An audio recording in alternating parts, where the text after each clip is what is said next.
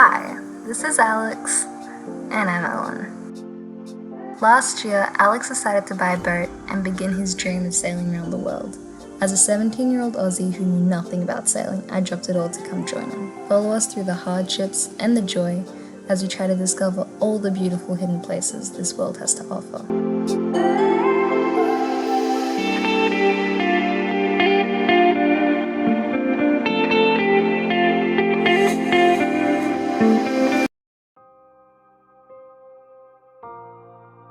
We're saying goodbye to Baiona. Bye bye, Baiona.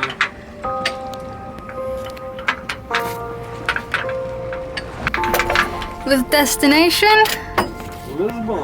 Lisbon. Or someplace in Portugal. Someplace with more south.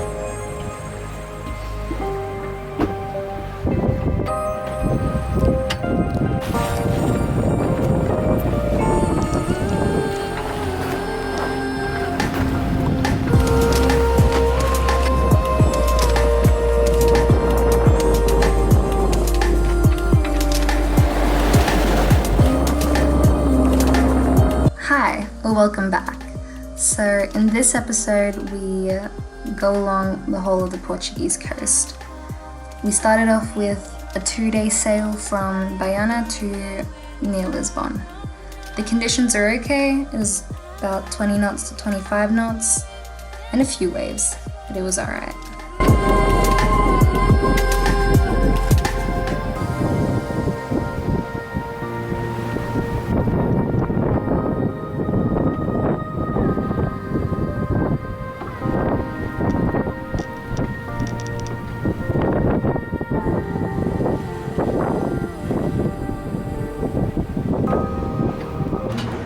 It's pretty good. It's pretty good. It's pretty good. How's your sleep? Not perfect.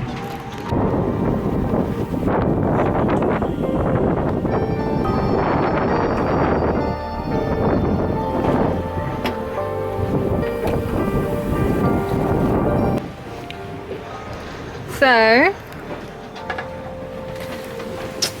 the conditions have slightly eased, but we're still sort of heading for Nazaré, and with the sort of stuff, waves and wind we have at the moment, we can imagine it's not so boat friendly over there. So, We're driving in about 20 minutes. yeah, passing the Nazaré Canal, and then jibing again and heading for Lisbon. Let's show you the outside.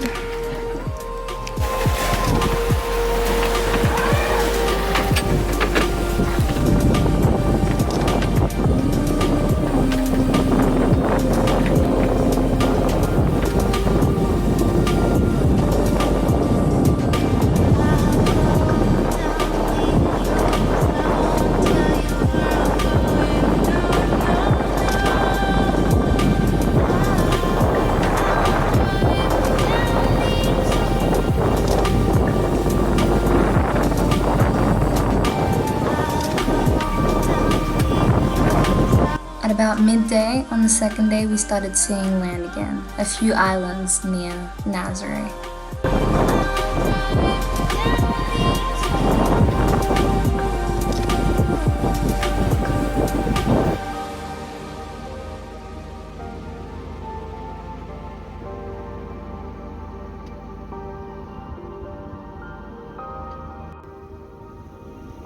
So we arrived at about 5 a.m. and went to bed because we really hadn't slept. This is the view.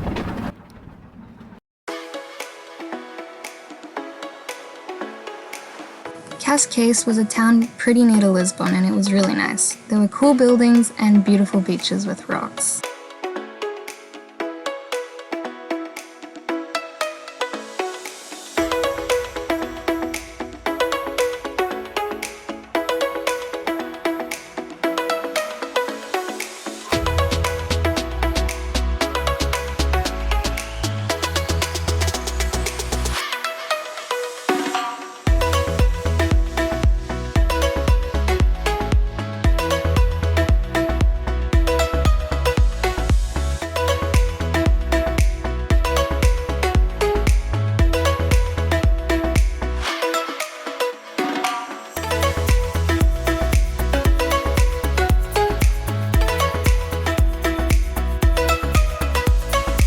The only thing we didn't really enjoy about the place was the fact that there was a lot of people, but that is kind of to be expected from a place like this.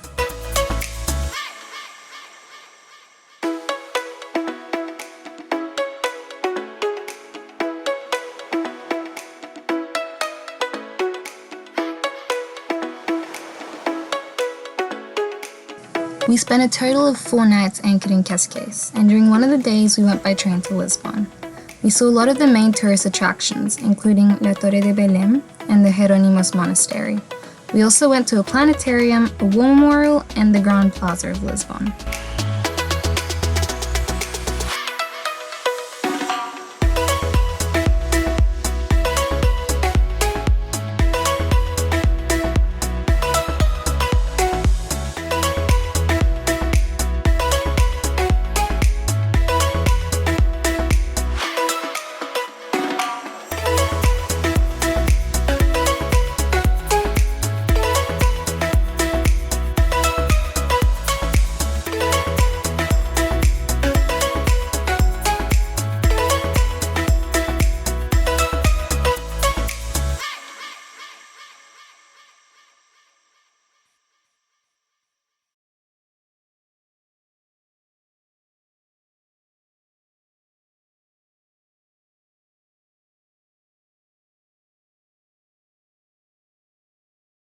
Sometimes I say that I want you back, but I don't know if I do. Sometimes I think about the good days we had, but there were bad days too. And I know love is like the phases of the moon. And I know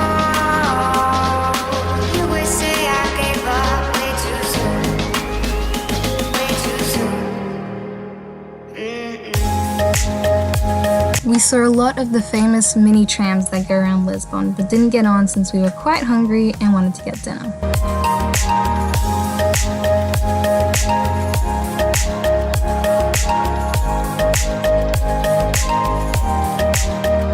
Then, when the wind finally shifted, we went from Cascais to an anchorage near Setubal, passing by the Cabo Espichel, which had some amazing cliffs. It was a sight to see. Sometimes I think about the good days we had, but there were bad days too. And I know love is like the phases of the moon. And I know you would say I gave up way too soon, way too soon.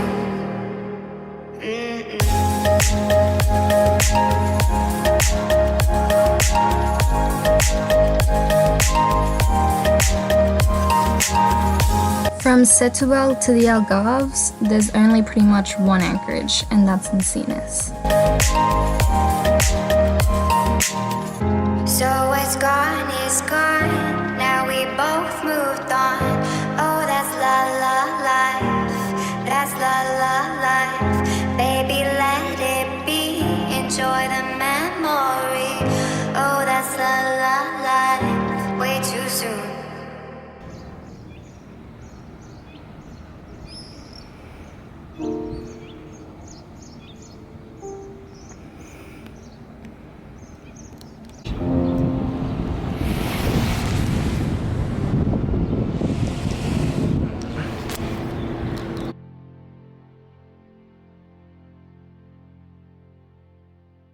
From Sagres to Sagres was the first trip that went into the night since we arrived in Cascais. So we actually arrived in Sagres at about 1 in the morning, after a thunderstorm.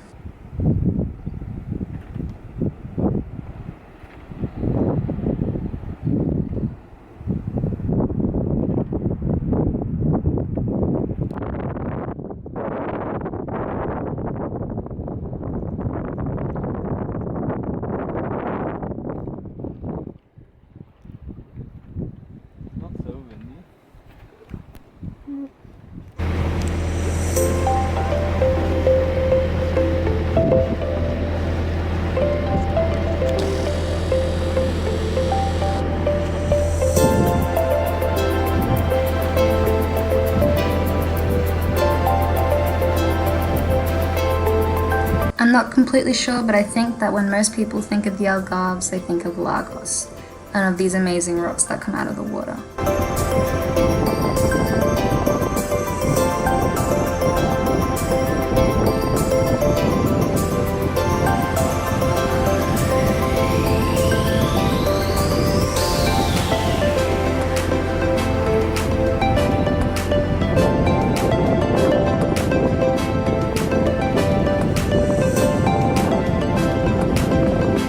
We anchored on a small beach for a little while and took the dinghy out for a little cave trip.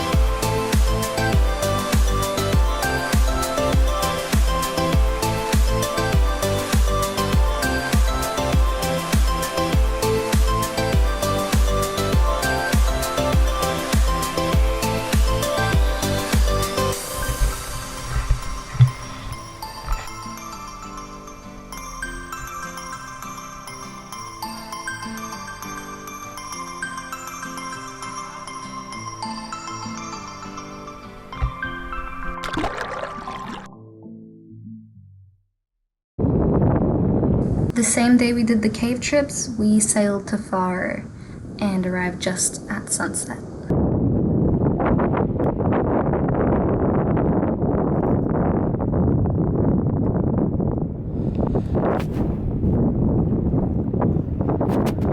So we just arrived here and are anchored in 3.50 m depth.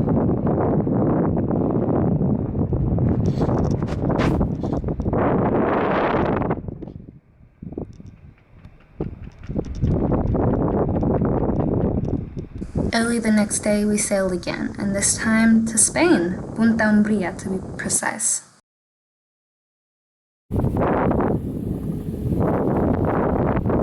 Punta Umbria was our first time anchoring in a river, and it had a very old-fashioned country-style vibe, yet it was like near to the sea. Join us next time as we finally cross the Strait of Gibraltar and go into the Med.